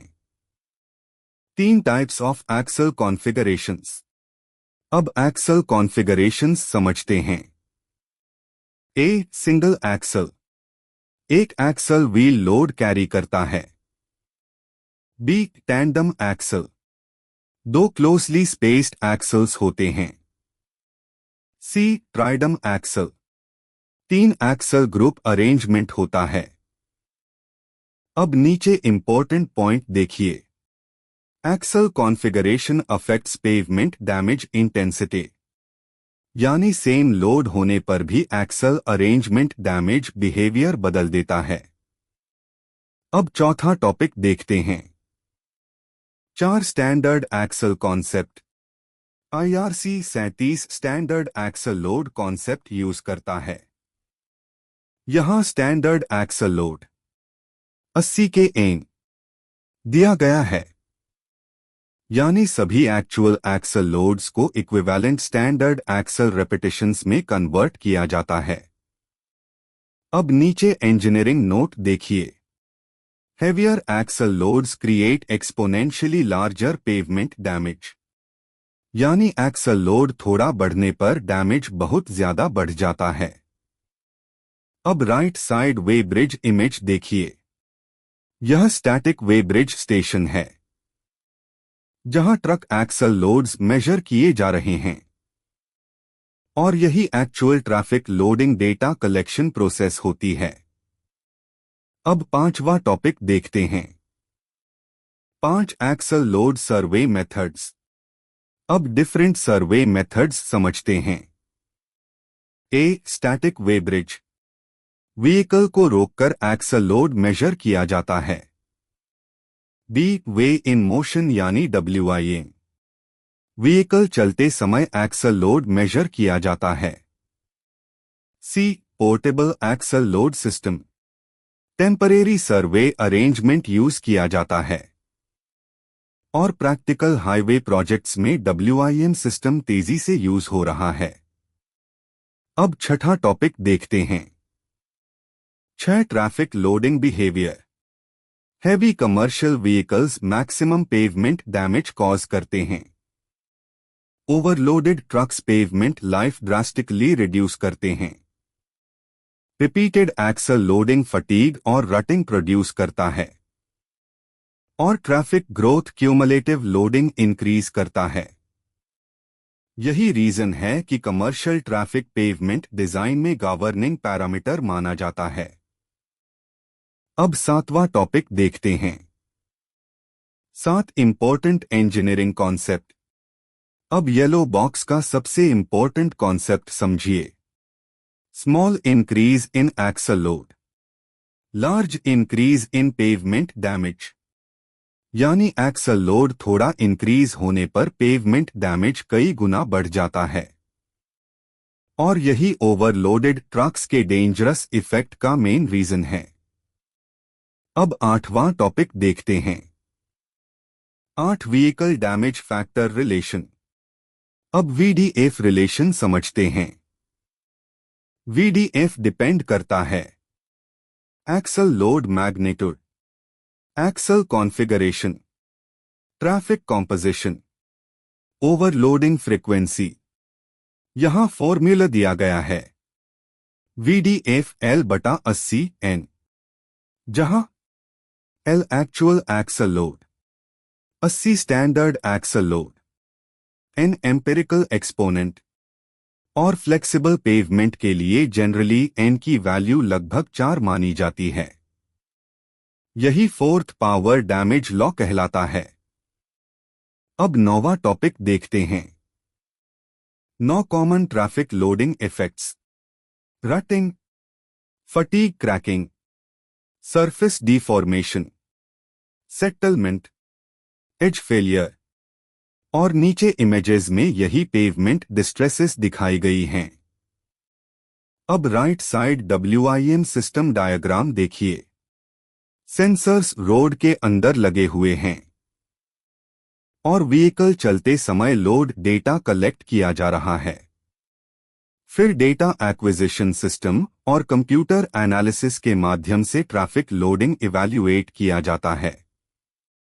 यही modern axle load survey technology है। अब 10वां टॉपिक देखते हैं। Practical site observation. Mining corridors में बहुत हाई एक्सल लोडिंग दिखाई देता है। टोल रोड्स पर कमर्शियल ट्रैफिक इंटेंसिटी ज्यादा होती है। Overloaded trucks severe rutting create करते हैं। Slow lanes maximum axle repetitions receive करती हैं, और यही कारण है कि स्लो लेन जल्दी डिटेरियोरेट होती है। अब 11वां टॉपिक देखते हैं। 1 common errors in axle load survey. Short survey duration, incorrect vehicle classification, calibration errors, ignoring seasonal variation. अगर सर्वे सही नहीं होगा तो पेवमेंट डिजाइन भी इनएक्यूरेट हो जाएगा। अब 12वां टॉपिक देखते हैं। 1 टू इम्पोर्टेंस इन IRC 37 डिजाइन। एक्सल लोड सर्वे डेटा कहाँ यूज होता है? VDF calculation, pavement thickness design, cumulative MSA estimation, pavement safety and economy improvement, और यही एक्चुअल डिजाइन ट्रैफिक फाउंडेशन होता है। अब इंटरव्यू क्वेश्चन बॉक्स देखते हैं। Q. What is standard axle load in IRC pavement design? Answer. 80 kN standard axle. Q. Why is axle load survey important? Answer. Because actual axle load determines pavement damage. अब नीचे axle load examples देखिए। Single axle 7 to 10 tonne, tandem axle 16 to 20 tonne, tridem axle 24 to 30 tonne, और नीचे clearly लिखा है higher axle load higher pavement damage. अब सबसे नीचे वन शॉट रिवीजन देखते हैं। एक्सल लोड सर्वे मतलब traffic loading measurement. Heavy axle load मतलब हायर पेवमेंट डैमेज। ओवरलोडिंग मतलब रिड्यूस्ड पेवमेंट लाइफ। और commercial vehicles govern design traffic. CI family. अगर आपको यह detailed highway engineering explanation useful लग रहा है तो वीडियो को लाइक जरूर करें, चैनल को सब्सक्राइब करें और बेल आइकन प्रेस करें ताकि ऐसे कंप्लीट सिविल इंजीनियरिंग कॉन्सेप्ट्स आपको लगातार मिलते रहें। और अगली स्लाइड में हम समझेंगे vehicle damage factor and ESAL concept, जहां equivalent standard axle load damage conversion और पेवमेंट डिजाइन रिलेशन डिटेल में समझेंगे। स्लाइड 18 है design charts and pavement thickness design. तो दोस्तों, अब तक हमने axle load survey, traffic loading और पेवमेंट डैमेज कॉन्सेप्ट्स समझ लिए, लेकिन अब सबसे इंपॉर्टेंट स्टेज आती है एक्चुअल पेवमेंट थिकनेस डिजाइन, यानी कितनी थिकनेस देनी है, कौन सी लेयर कितनी होगी और IRC 37 चार्ट यूज करके पेवमेंट कैसे डिजाइन किया जाता है। यही पूरा कॉन्सेप्ट इस स्लाइड में डिटेल में दिया गया है। तो चलिए स्टेप बाय स्टेप पूरी स्लाइड समझते हैं। 1 की cap introduction to pavement design charts.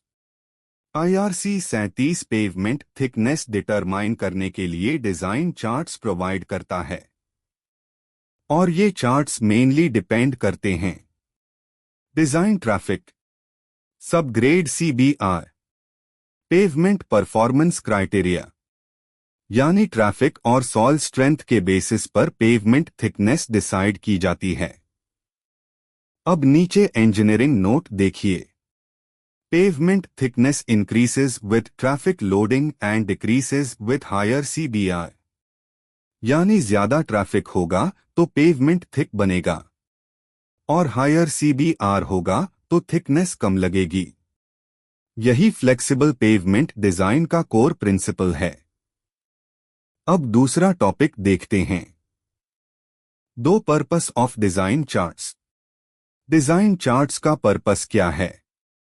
Determine pavement layer thickness, simplify pavement design procedure, ensure structural adequacy, maintain pavement performance, improve design efficiency. और प्रैक्टिकल हाईवे प्रोजेक्ट्स में इंजीनियर्स यही IRC charts use करते हैं।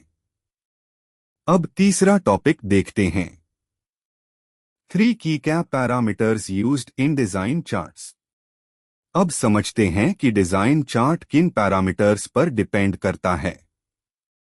1. Design traffic, यह MSA में measure किया जाता है। Higher MSA, higher pavement thickness, क्योंकि ट्रैफिक लोडिंग ज्यादा होगा। B. Subgrade CBR, lower CBR, higher pavement thickness, क्योंकि वीक सॉइल को स्ट्रॉन्गर पेवमेंट सपोर्ट चाहिए। C. Pavement layer material, bituminous layer, granular base, sub base layer. इन materials की quality भी pavement thickness behaviour को affect करती है। अब चौथा टॉपिक देखते हैं, 4 पेवमेंट थिकनेस कंपोनेंट्स। अब पेवमेंट थिकनेस कंपोनेंट्स समझते हैं। 1. बिटुमिनस लेयर थिकनेस, यह फटीग रेजिस्टेंस और राइडिंग क्वालिटी प्रोवाइड करता है। B. बेस लेयर थिकनेस, यह स्ट्रक्चरल स्ट्रेंथ प्रोवाइड करता है। C. सब बेस थिकनेस, यह ड्रेनेज और सपोर्ट प्रोवाइड करता है। और right side typical pavement layer structure में यही अरेंजमेंट दिखाया गया है।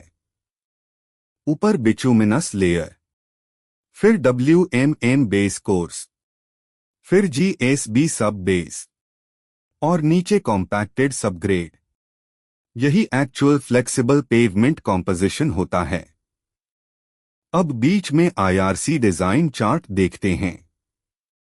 यह चार्ट डिफरेंट CBR वैल्यूज और ट्रैफिक कैटेगोरीज के लिए टोटल पेवमेंट थिकनेस शो कर रहा है। जैसे CBR कम होगा तो थिकनेस ज्यादा होगी और ट्रैफिक कैटेगरी बढ़ेगी तो पेवमेंट स्ट्रक्चर और स्ट्रॉन्गर बनाना पड़ेगा। अब पांचवा टॉपिक देखते हैं। 5 थिकनेस सिलेक्शन प्रोसीजर। अब actual pavement thickness selection process समझते हैं। Step 1, determine design traffic in MSA। Step 2, determine effective CBR value. Step 3, select appropriate IRC design chart. Step 4, read total pavement thickness. Step 5, divide thickness into pavement layers. और यही standard IRC 37 design methodology है। अब छठा topic देखते हैं। 6 typical thickness trend. अब यह concept बहुत इंपॉर्टेंट है। Low traffic plus high CBR, thin pavement, high traffic plus low CBR, thick pavement. अब नीचे इंजीनियरिंग नोट देखिए। Weak subgrade requires thicker structural support. और यही रीजन है कि ब्लैक कॉटन सॉइल एरियाज में पेवमेंट थिकनेस ज्यादा रखी जाती है। अब सातवां टॉपिक देखते हैं। 7 important engineering concepts. Bituminous thickness controls fatigue life. Granular thickness reduces subgrade stress. Higher stiffness improves load distribution. Drainage layer improves durability. और यही कंप्लीट स्ट्रक्चरल पेवमेंट बिहेवियर है। अब ग्राफ कॉन्सेप्ट्स देखते हैं। पहला ग्राफ दिखा रहा है हायर CBR, लोअर थिकनेस, यानी स्ट्रॉन्गर सॉइल फाउंडेशन होने पर पेवमेंट थिकनेस रिड्यूस हो जाती है। दूसरा ग्राफ दिखा रहा है हायर ट्रैफिक, हायर थिकनेस, क्योंकि क्यूमुलेटिव एक्सल लोडिंग बढ़ जाता है। अब thin versus thick pavement concept देखते हैं। थिन पेवमेंट में higher stress on subgrade, more rutting, more cracking, shorter life. जबकि थिक पेवमेंट में lower stress, less rutting, less cracking, longer life. और यही रीजन है कि प्रॉपर थिकनेस सिलेक्शन बहुत जरूरी है। अब आठवां टॉपिक देखते हैं। 8 common design mistakes. Incorrect CBR selection, wrong traffic estimation, ignoring drainage condition, inadequate layer thickness, improper material selection. और फील्ड प्रोजेक्ट्स में यही मिस्टेक्स प्रीमैच्योर पेवमेंट फेलियर का मेन रीजन बनती हैं। अब 9वां टॉपिक देखते हैं। 9 practical site observation. Mining roads require thicker pavement structure. Low CBR stretches show rapid deformation. Overloaded traffic demands stronger bituminous layers. Thin pavement sections crack earlier. और site condition के अनुसार thickness modify करना बहुत जरूरी होता है। अब 10वां टॉपिक देखते हैं। Common distresses due to poor thickness design. Fatigue cracking, rutting, settlement, surface deformation, edge failure. और यही फेलियर्स गलत पेवमेंट थिकनेस डिजाइन की वजह से डेवलप होते हैं। अब 11वां टॉपिक देखते हैं। 1 IRC 37 design philosophy. Pavement design satisfy करना चाहिए। Fatigue criteria, rutting criteria, structural adequacy, serviceability performance. और यही complete IRC pavement design philosophy है। अब इंटरव्यू क्वेश्चन बॉक्स देखते हैं। Q. Which 2 main parameters govern pavement thickness? Answer. Design traffic and subgrade CBR. Q. Why are design charts used in IRC 37? Answer. To simplify pavement thickness selection process. अब नीचे pavement stress distribution diagram देखिए। ऊपर high stress होता है, फिर depth बढ़ने पर stress gradually reduce होता है और सबग्रेड लेवल पर स्ट्रेस मिनिमम हो जाता है। यही लेयर्ड लोड डिस्ट्रीब्यूशन मैकेनिज्म होता है। अब सबसे नीचे वन शॉट रिवीजन देखते हैं। Axle load survey, measurement of traffic loading, heavy axle load, higher pavement damage, overloading, reduced pavement life, correct thickness, structural adequacy and long life. और सबसे important बात, good design plus good construction plus good maintenance, durable roads. और अगली slide में हम समझेंगे advanced pavement materials and stabilized layers, जहां CTB, CTSB stabilized base और advanced pavement strengthening concepts detail में समझेंगे। Slide 19, cement treated base CTB and CTSB. तो दोस्तों, अब तक हमने pavement thickness design, IRC charts और लेयर कॉम्पोजिशन डिटेल में समझ लिया। लेकिन अब हम फ्लेक्सिबल पेवमेंट की उन एडवांस्ड स्टेबलाइज्ड लेयर्स को समझेंगे जो पेवमेंट स्ट्रेंथ को बहुत ज्यादा इंप्रूव करती हैं। और वह हैं सीटीबी और सीटीएसबी। आज के मॉडर्न हाईवेज, एक्सप्रेसवेज और हैवी ट्रैफिक कॉरिडोर्स में स्टेबलाइज्ड लेयर्स का यूज तेजी से बढ़ रहा है, क्योंकि ये लेयर्स पेवमेंट स्टिफनेस इंक्रीज करती हैं और पेवमेंट लाइफ भी इंप्रूव करती हैं। तो चलिए पूरी slide step by step detail में समझते हैं। 1 की cap introduction to stabilized base layers. सबसे पहले स्टेबलाइज्ड बेस लेयर्स समझते हैं। सीमेंट ट्रीटेड लेयर्स ऐसे पेवमेंट लेयर्स होते हैं जो एग्रीगेट्स को सीमेंट और वाटर के साथ मिक्स करके तैयार किए जाते हैं। इन लेयर्स की स्ट्रक्चरल स्ट्रेंथ और स्टिफनेस नॉर्मल ग्रैन्युलर लेयर्स से ज्यादा होती है। अब नीचे इंजीनियरिंग नोट देखिए। CTB improves load distribution and reduces pavement thickness, यानी स्टेबलाइज्ड लेयर लोड को वाइडर एरिया में डिस्ट्रीब्यूट करती है, जिससे ओवरऑल पेवमेंट थिकनेस कम हो सकती है। अब दूसरा टॉपिक देखते हैं। What is CTB? सीटीबी का फुल फॉर्म है सीमेंट ट्रीटेड बेस। अब इसकी डेफिनेशन समझते हैं। सीटीबी एक स्टेबलाइज्ड बेस लेयर होती है जिसमें क्रश्ड एग्रीगेट्स, सीमेंट और वाटर यूज करके कंपैक्शन किया जाता है। अब इसके फंक्शंस देखते हैं। स्ट्रक्चरल स्ट्रेंथ प्रोवाइड करना, व्हील लोड डिस्ट्रीब्यूशन इंप्रूव करना, टेंसाइल स्ट्रेन रिड्यूस करना, पेवमेंट लाइफ इंप्रूव करना। अब नीचे टिपिकल सीमेंट कंटेंट देखिए। जनरली 3% to 5% सीमेंट यूज किया जाता है और यही cement stabilization pavement stiffness increase करती है। अब तीसरा टॉपिक देखते हैं। 3 व्हाट इज सीटीएसबी? सीटीएसबी का फुल फॉर्म है सीमेंट ट्रीटेड सब बेस। यह सीटीबी के नीचे प्रोवाइड की जाने वाली स्टेबलाइज्ड लेयर होती है।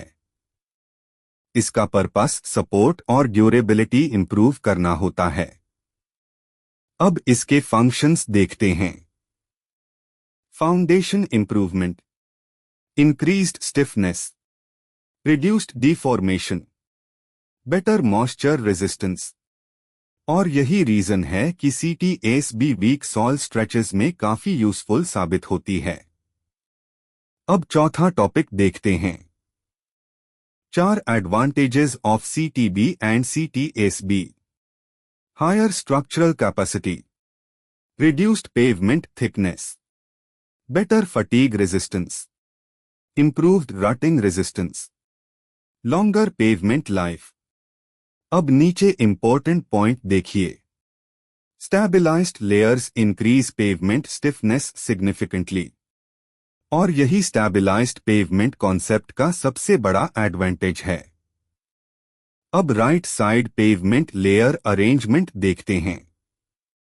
ऊपर बीसी लेयर दी गई है, फिर डीबीएम, उसके नीचे सीटीबी, फिर सीटीएसबी और सबसे नीचे subgrade.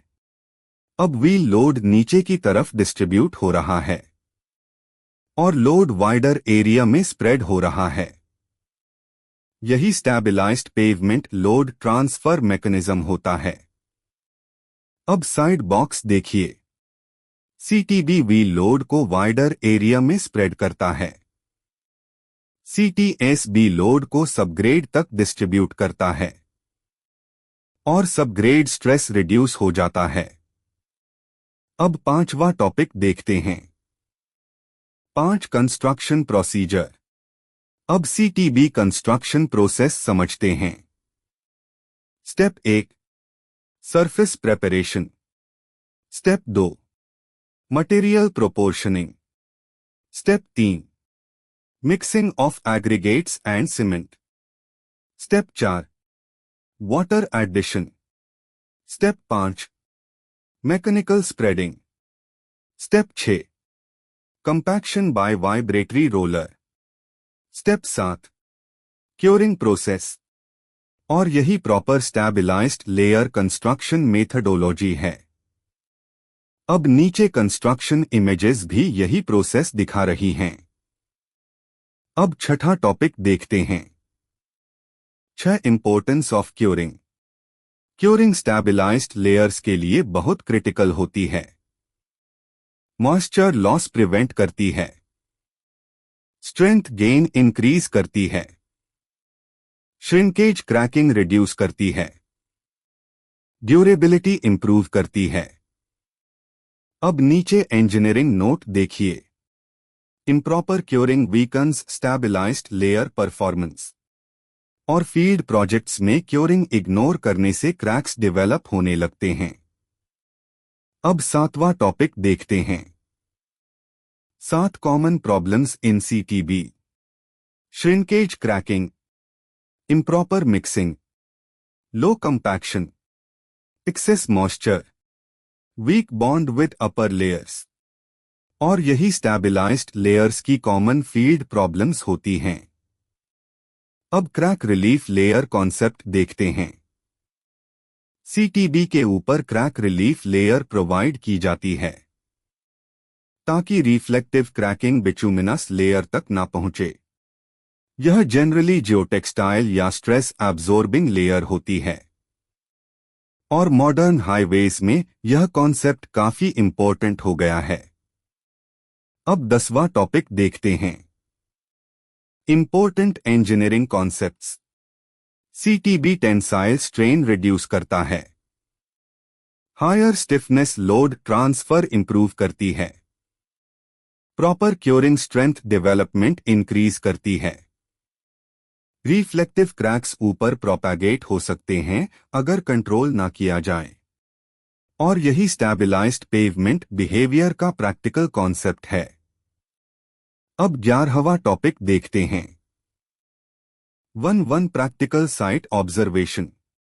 Uneven cement mixing weak patches create करता है, डिलेड कंपैक्शन स्ट्रेंथ रिड्यूस करता है, improper moisture control density affect करता है, lack of curing surface cracking create करता है। और फील्ड इंस्पेक्शन में यही ऑब्जर्वेशंस सबसे ज्यादा दिखाई देते हैं। अब 12वां टॉपिक देखते हैं। 1 क्वालिटी कंट्रोल रिक्वायरमेंट्स। अब क्वालिटी चेक्स समझते हैं। Cement content checking, moisture control, density testing, UCS testing, thickness checking, curing inspection. और स्टेबलाइज्ड लेयर्स में क्यूसी बहुत क्रिटिकल रोल प्ले करता है। अब इंटरव्यू क्वेश्चन बॉक्स देखते हैं। Q. What is the main advantage of CTB? Answer. High structural stiffness and improved pavement life. Q. Why is curing important in CTB? Answer. Because strength development depends on proper hydration. अब right side layer stiffness comparison देखिए. Without CTB pavement में subgrade stress ज्यादा है, लेकिन CTB और सीटीएसबी use करने पर stress reduce हो रहा है और पेवमेंट स्ट्रेन भी कम हो रहा है. यही स्टैबिलाइज्ड पेवमेंट सिस्टम का बिगेस्ट स्ट्रक्चरल एडवांटेज है. अब नीचे thin versus thick pavement effect देखिए. थिन पेवमेंट में more rutting, more cracking, settlement, जबकि एडिक्वेट थिकनेस में बेटर परफॉर्मेंस, लॉन्ग लाइफ. अब सबसे नीचे वन शॉट रिवीजन देखते हैं. CTB structural strength layer, CTSB stabilised support layer, proper curing, better strength, poor mixing, weak pavement performance. और अगली slide में हम समझेंगे advanced pavement materials and स्टैबिलाइज्ड layers, जहां सीटीबी, सीटीएसबी स्टैबिलाइज्ड बेस और advanced pavement strengthening concepts detail में समझेंगे. Slide 20. Reclaimed materials and sustainable pavement design. तो दोस्तों, अब तक हमने सीटीबी, सीटीएसबी स्टैबिलाइज्ड लेयर्स और advanced pavement strengthening concepts detail में समझ लिए. लेकिन अब हाईवे इंजीनियरिंग तेजी से सस्टेनेबल कंस्ट्रक्शन की तरफ बढ़ रही है, यानी पुराने पेवमेंट मटेरियल्स को रिसाइकल करके नए पेवमेंट में यूज करना. और इसी कॉन्सेप्ट को इस स्लाइड में डिटेल में समझाया गया है. आज हम समझेंगे रैप यानी reclaimed asphalt pavement, recycling process, quality control और सस्टेनेबल पेवमेंट डिजाइन कॉन्सेप्ट्स. तो चलिए पूरी slide step by step detail में समझते हैं. एक इंट्रोडक्शन टू रिक्लेम्ड मटेरियल्स. सबसे पहले रिक्लेम्ड मटेरियल्स समझते हैं. रिक्लेम्ड मटेरियल्स ऐसे रिसाइकल्ड पेवमेंट मटेरियल्स होते हैं जिन्हें न्यू पेवमेंट कंस्ट्रक्शन में दोबारा यूज किया जाता है. आईआरसी सस्टेनेबल पेवमेंट कंस्ट्रक्शन को प्रमोट करता है ताकि नेचुरल रिसोर्सेज कंसर्व किए जा सकें. अब नीचे इंजीनियरिंग नोट देखिए. Recycling reduces construction cost and conserves natural resources. और यही सस्टेनेबल पेवमेंट इंजीनियरिंग का सबसे बड़ा ऑब्जेक्टिव है. अब दूसरा टॉपिक देखते हैं. दो टाइप्स ऑफ रिक्लेम्ड मटेरियल्स. अब डिफरेंट रिक्लेम्ड मटेरियल्स समझते हैं. A. RAP, reclaimed asphalt pavement. B. Recycled aggregates. C. Fly ash. D. Industrial byproducts. E. Reclaimed granular material. और मॉडर्न हाईवे प्रोजेक्ट्स में इन मटेरियल्स का यूज तेजी से बढ़ रहा है. अब तीसरा टॉपिक देखते हैं. 3. What is RAP. अब रैप कॉन्सेप्ट डिटेल में समझते हैं. रैप यानी रिक्लेम्ड एस्फाल्ट पेवमेंट. यह मिल्ड या रिमूव्ड बिटुमिनस पेवमेंट मटेरियल होता है जिसे न्यू एस्फाल्ट मिक्सेस में रीयूज किया जाता है. अब इसके कंपोनेंट्स देखिए. एग्रीगेट्स, एज्ड बिटुमिन, यानी पुराना पेवमेंट मटेरियल पूरी तरह वेस्ट नहीं होता, उसे रिसाइकल किया जा सकता है. अब इसके फंक्शंस देखते हैं. Reduces material cost, conserves aggregates, improves sustainability. अब नीचे important point देखिए. RAP is widely used in flexible pavement rehabilitation. और हाईवे रिहैबिलिटेशन प्रोजेक्ट्स में रैप बहुत कॉमनली यूज किया जाता है. अब चौथा टॉपिक देखते हैं। 4 advantages of reclaimed materials. Lower construction cost, reduced environmental impact, conservation of natural aggregates, reduced landfill disposal, sustainable highway development। और यही फ्यूचर पेवमेंट इंजीनियरिंग का मेजर डायरेक्शन बन चुका है। अब right side RAP processing procedure देखते हैं। Step 1, milling of old pavement. Step 2, collection and crushing. Step 3, screening and grading. Step 4, mix design preparation. Step 5, hot mix production. Step 6, paving and compaction. और यही complete recycling cycle होता है। अब नीचे arrows भी यही फ्लो दिखा रहे हैं। Old pavement removal, processing plant, recycled mix और न्यू पेवमेंट कंस्ट्रक्शन। अब पांचवा टॉपिक देखते हैं। 5 चैलेंजेस इन रिसाइकल्ड पेवमेंट। अब रिसाइकल्ड पेवमेंट की कॉमन चैलेंजेस समझते हैं। Variability in material quality, aged bitumen stiffness, moisture susceptibility, mixing control difficulties. अब नीचे इंजीनियरिंग नोट देखिए। Quality control is critical in recycled pavement construction. और रैप प्रोजेक्ट्स में QC सबसे ज्यादा इंपॉर्टेंट होता है। अब छठा टॉपिक देखते हैं। 6 important engineering concepts. Aged bitumen stiffness increase करता है। Proper blending pavement performance improve करता है। रैप वर्जिन एग्रीगेट्स की डिमांड रिड्यूस करता है। Recycled materials proper gradation control मांगते हैं। और यही रिसाइकल्ड मिक्स डिजाइन का एक्चुअल इंजीनियरिंग कॉन्सेप्ट है। अब बीच में pavement recycling and reuse cycle diagram देखते हैं। पुराना पेवमेंट रिमूव किया गया, फिर प्रोसेसिंग और रिसाइकलिंग हुई, फिर रैप मटेरियल तैयार हुआ और फिर नया पेवमेंट कंस्ट्रक्शन किया गया। यही सर्कुलर पेवमेंट इकोनॉमी कॉन्सेप्ट है। अब 7वां टॉपिक देखते हैं। 7 typical RAP usage. Surface layer, limited RAP percentage use किया जाता है। Binder layer, moderate RAP usage possible होता है। Base layer, higher RAP usage possible होता है क्योंकि लोअर लेयर्स में स्ट्रक्चरल टॉलरेंस ज्यादा होती है। अब right side pavement layer with RAP diagram देखिए।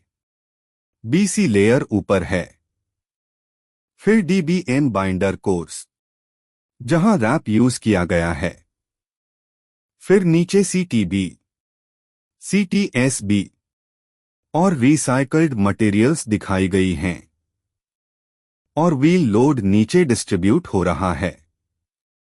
यही रिसाइकल्ड पेवमेंट स्ट्रक्चर का प्रैक्टिकल एग्जाम्पल है। अब 8वां टॉपिक देखते हैं। 8 practical site observation. Improper RAP stockpile management quality affect करता है। एक्सेस रैप ब्रिटलनेस इंक्रीज कर सकता है। Moisture recycled mix quality reduce करती है। Uniform crushing gradation consistency improve करती है। और site management recycled pavement projects में बहुत क्रिटिकल होता है। अब 9वां टॉपिक देखते हैं। 9 क्वालिटी कंट्रोल रिक्वायरमेंट्स। अब क्यूसी रिक्वायरमेंट्स समझते हैं। Gradation testing, bitumen extraction test, moisture content checking, Marshall stability test, density testing, temperature control और रिसाइकल्ड मिक्सेस में टेम्परेचर कंट्रोल बहुत इंपॉर्टेंट होता है। अब 10वां टॉपिक देखते हैं। Common problems in recycled pavement. Segregation, inadequate mixing, low flexibility, cracking tendency, moisture damage और improper रैप कंट्रोल से पेवमेंट डिस्ट्रेस जल्दी डेवलप हो सकते हैं। अब right side thin versus stabilised pavement concept देखते हैं। पुअर रिसाइकल्ड मिक्स में higher stress on subgrade, more rutting and cracking, shorter pavement life, लेकिन प्रॉपरली स्टैबिलाइज्ड रैप पेवमेंट में lower stress, better performance, longer pavement life, और यही proper recycling engineering का actual benefit है। अब इंटरव्यू क्वेश्चन बॉक्स देखते हैं। Q what is rap in pavement engineering? Answer reclaimed asphalt pavement reused in new pavement layers. Q why are reclaimed materials used? Answer to reduce cost and improve sustainability. अब सबसे नीचे one shot revision देखते हैं। RAP recycled asphalt material, recycling, cost saving plus sustainability, good quality control, strong recycled pavement, proper mixing and gradation, long-lasting pavement, और सबसे important बात, sustainable today, better tomorrow for our future. CI family, अगर आपको ये modern highway engineering concepts useful लग रहे हैं तो वीडियो को लाइक जरूर करें, चैनल को सब्सक्राइब करें और बेल आइकन प्रेस करें ताकि ऐसे कंप्लीट सिविल इंजीनियरिंग लेक्चर्स आपको लगातार मिलते रहें। और अगली स्लाइड में हम समझेंगे overlay design and pavement rehabilitation, जहां स्ट्रेंथनिंग ओवरले, पेवमेंट इवैल्यूएशन और रिहैबिलिटेशन डिजाइन कॉन्सेप्ट्स डिटेल में समझेंगे। ठीक है दोस्तों, यहां तक आपने पार्ट 2 कंप्लीट कर लिया है। अब एक बार जल्दी से रिकैप कर लेते हैं। आपने ट्रैफिक लोडिंग और एक्सल लोड समझ लिया, एमएसए और वीडीएफ क्लियर कर लिया, सीबीआर कॉन्सेप्ट और डिजाइन सीबीआर सिलेक्शन समझ लिया, और सबग्रेड इन्वेस्टिगेशन तथा ड्रेनेज का इंपॉर्टेंस भी क्लियर हो गया। यही आपके डिजाइन इनपुट्स हैं। यही पेवमेंट डिजाइन की फाउंडेशन है। और याद रखिए, एक्यूरेट इनपुट डेटा मतलब सेफ पेवमेंट डिजाइन। अब अगला स्टेप क्लियर है। अब हम मूव करेंगे पार्ट 3 की तरफ, क्योंकि अब एक्चुअल पेवमेंट डिजाइन लॉजिक शुरू होगा। पार्ट 3 में हम बात करेंगे डिजाइन प्रिंसिपल्स, फेलियर मैकेनिज्म्स और कंस्ट्रक्शन कंट्रोल की। यानी अब आप समझेंगे कि पेवमेंट फेल क्यों होता है, थिकनेस कैसे सिलेक्ट करते हैं और साइट पर क्वालिटी कैसे कंट्रोल करते हैं। और एक इम्पोर्टेंट बात, अगर डिजाइन लॉजिक क्लियर नहीं हुआ तो पेवमेंट परफॉर्मेंस कभी स्टेबल नहीं रहेगा। इसीलिए पार्ट 3 बहुत इम्पोर्टेंट है। तो अब सीधा अगले वीडियो पर चलते हैं। पार्ट 3 देखते हैं और आगे बढ़ते हैं एक्चुअल डिजाइन की तरफ। अगर आपको यह सीरीज यूजफुल लग रही है तो सिविल इंजीनियरिंग इंफ्रास्ट्रक्चर को सब्सक्राइब कर लीजिए। वीडियो पसंद आया हो तो लाइक जरूर करें। अपना डाउट या फीडबैक कमेंट में लिखें। और ऐसे ही कंटेंट के लिए इसे अपने दोस्तों और कोलीग्स के साथ शेयर भी करें। यूट्यूब पर हमें फॉलो करें @civilenginefra। इंस्टाग्राम पर भी जुड़े @civilenginefra। फेसबुक और लिंक्डइन पर भी सिविल इंजीनियरिंग इंफ्रास्ट्रक्चर सर्च करके कनेक्ट करें। यहां आपको highway engineering, pavement design, IRC concepts और साइट प्रैक्टिकल नॉलेज मिलती रहेगी। चलते हैं पार्ट 3 में।